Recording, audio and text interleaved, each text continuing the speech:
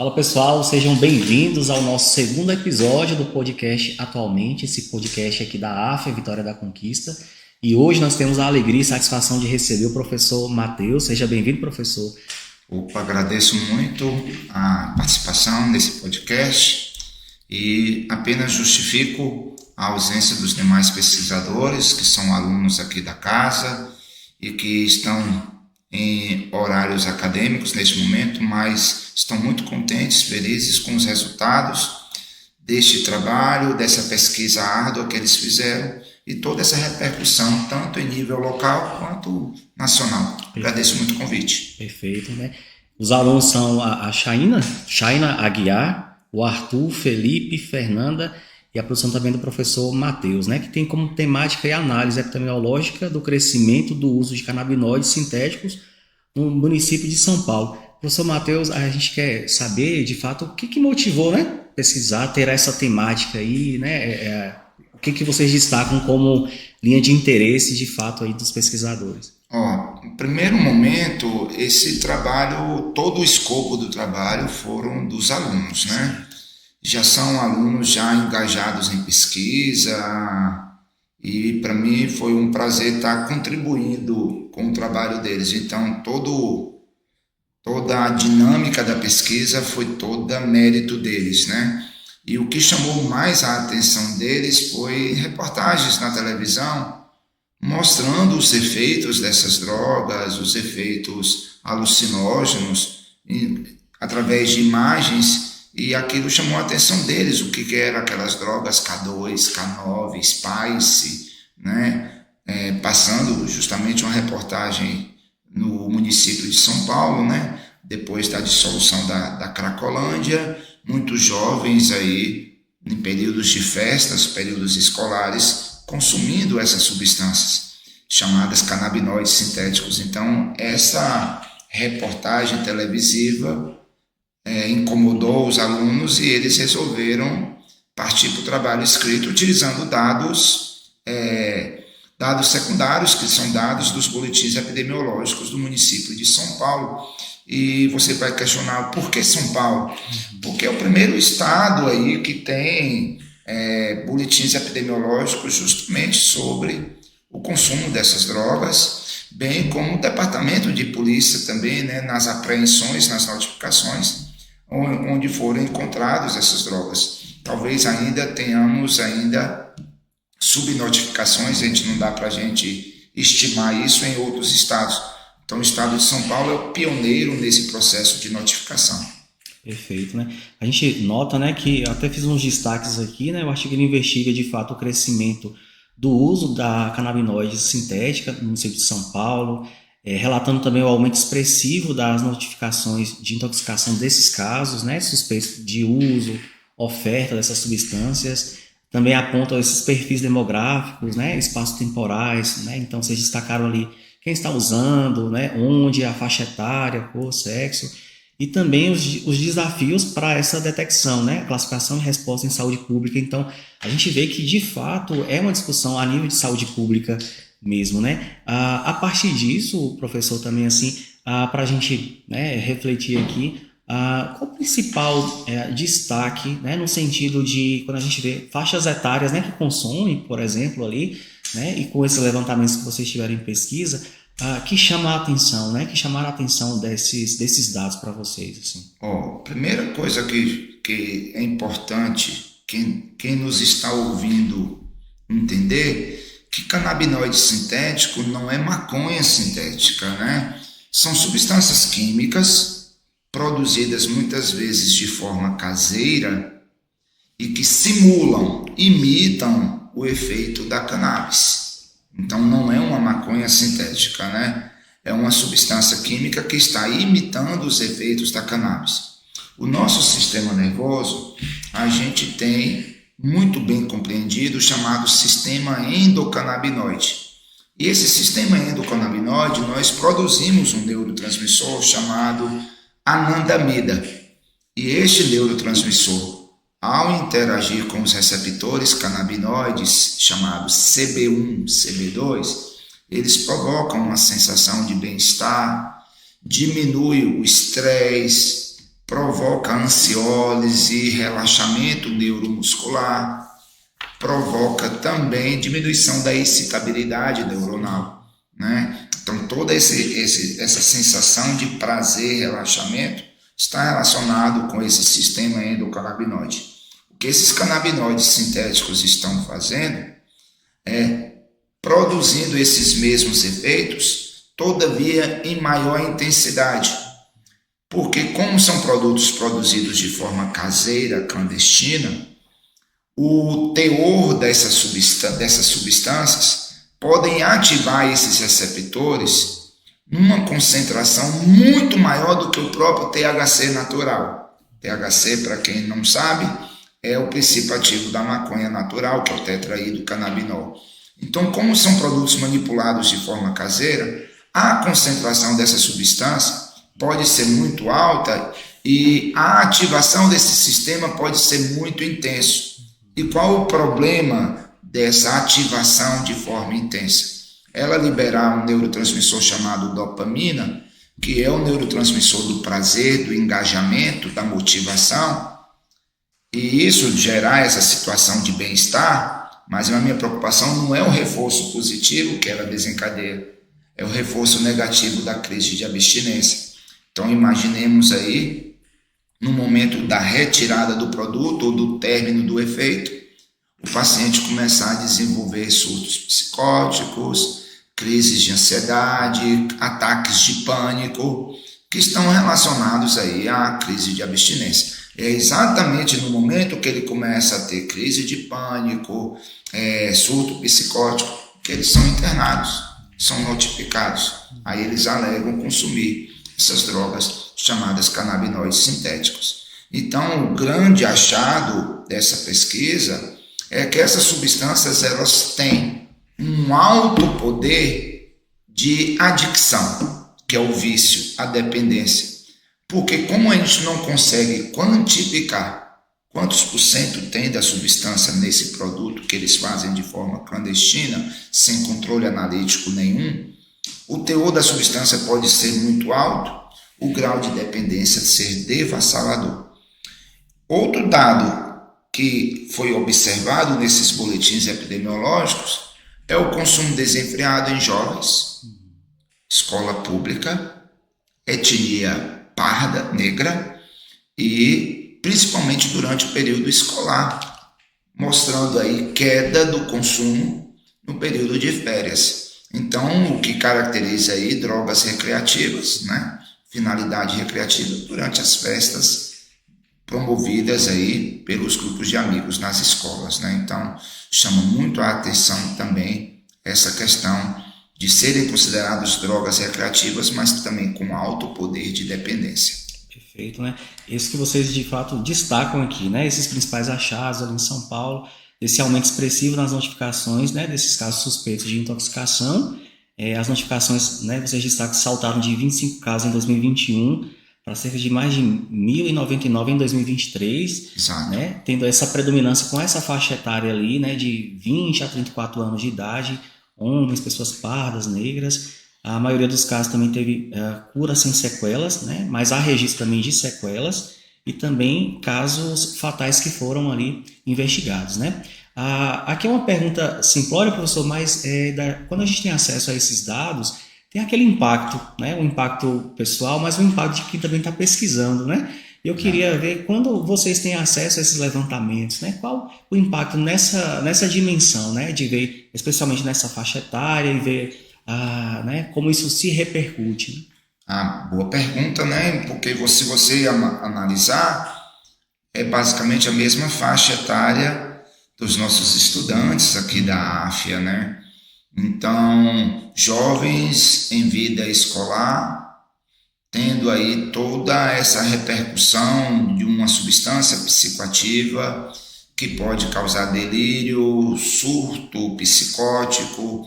A gente não sabe ainda se estas pessoas, esses jovens, eles já têm alguma predisposição genética para algum tipo de transtorno mental. Então, o uso dessa substância psicoativa pode gerar um gatilho para o surgimento de transtornos mentais ainda mais sérios e permanentes.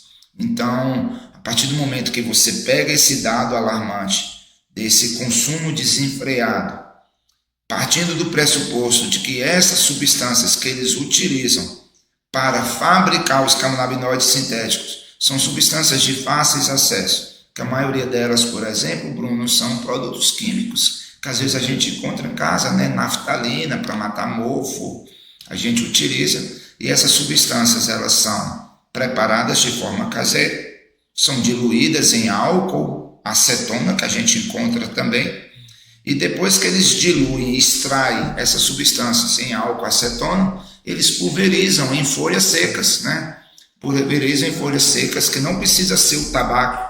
Eu posso pegar qualquer folha desidratada com o pulverizador, utilizando essa substância com álcool ou acetona, vai impregnar a folha. Essa folha seca desidratada, depois eles vão enrolar igual enrola uma maconha. Ou eles podem colocar em óleos difusores.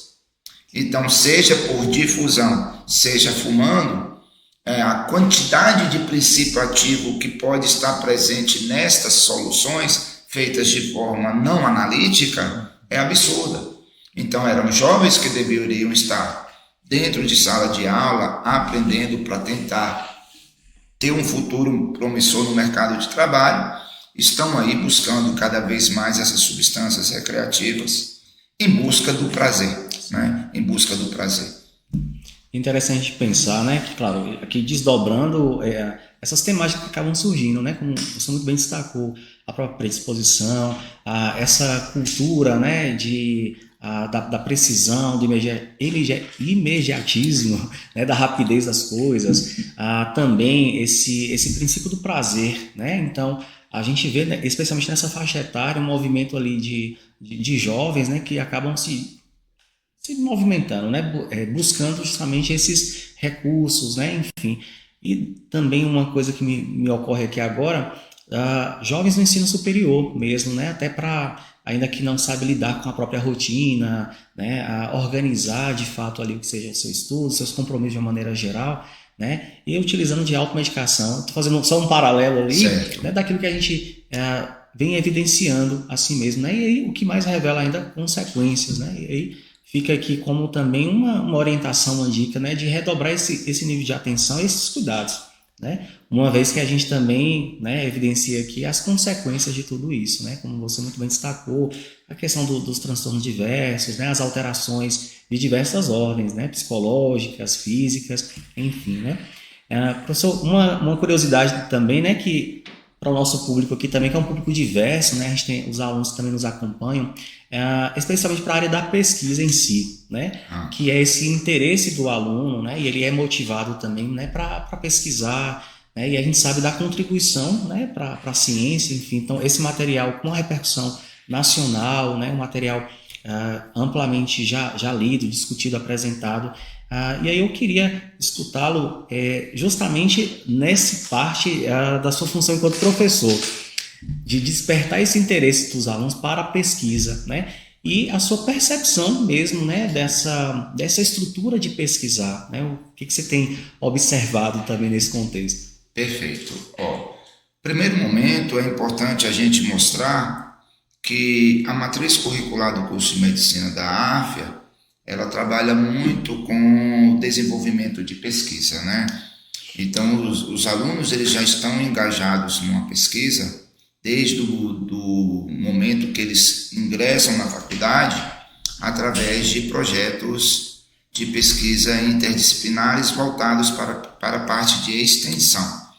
Então, os alunos já são estimulados ao fomento da pesquisa. Mas aí é uma pesquisa que é, entre aspas, obrigatória, porque eles estão matriculados em disciplinas aos quais, se ele não pesquisar, se ele não desenvolver um produto, entregar um produto final, eles serão reprovados na disciplina. Mas o que chamou a atenção dessa pesquisa é porque ela é uma pesquisa extracurricular, extra-acadêmica, por alunos que não tinham nenhuma motivação em relação à acadêmica para o desenvolvimento, não valia nota, não valia ponto, e são alunos que já têm esse tipo de perfil. Então, a partir do momento que esses alunos começam a desenvolver, isso atrai inspirações para que outros possam também fomentar a pesquisa, né? Inclusive, estes próprios alunos aí, eles já estão com outro projeto de pesquisa em desenvolvimento, que é sobre os jogos de azar, né? Os bets da vida aí, os impactos em relação à ansiedade e depressão de pessoas que começaram a ingressar nesses jogos de azar. Então vai ser um outro trabalho também de muita repercussão.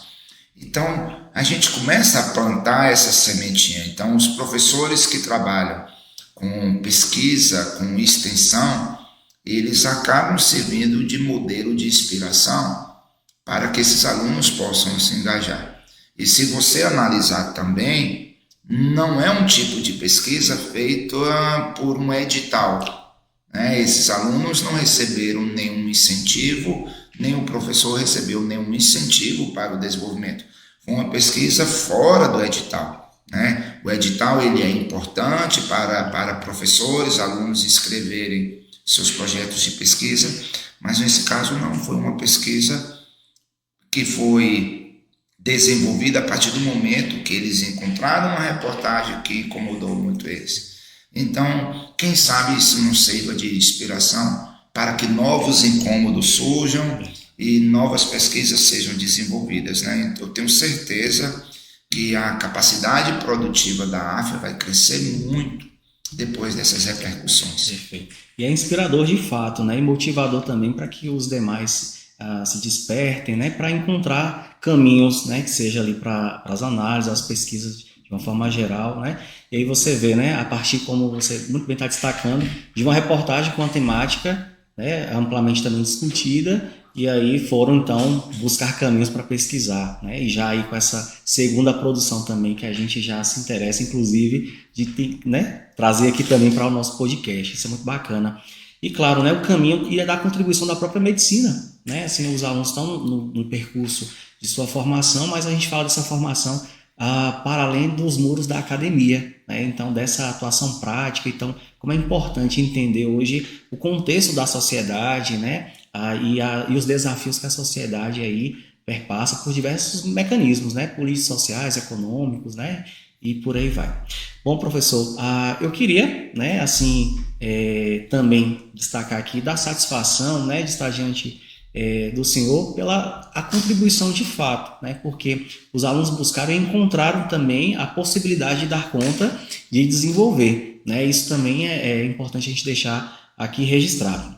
E a gente vai aqui se aproximando, né, para os nossos famosos minutos finais aqui, mas a gente buscou, né, enaltecer a satisfação de ter tido acesso a esse material, a essa produção de ampla repercussão nacional, né? Aqui, inclusive, na AF, a gente também, né, repercute para todas as unidades, né, essa pesquisa, né, que foi muito interessante. Destacar aqui, eu só peço sempre eu travo um nome de China, gente. É China mesmo. China. Falei certo aqui agora, viu? China está nos acompanhando aí. China Aguiar, o Arthur Almeida, o Felipe Silva, a Fernanda Mata, né, o professor Matheus. Parabéns mesmo por essa produção, por esses levantamentos.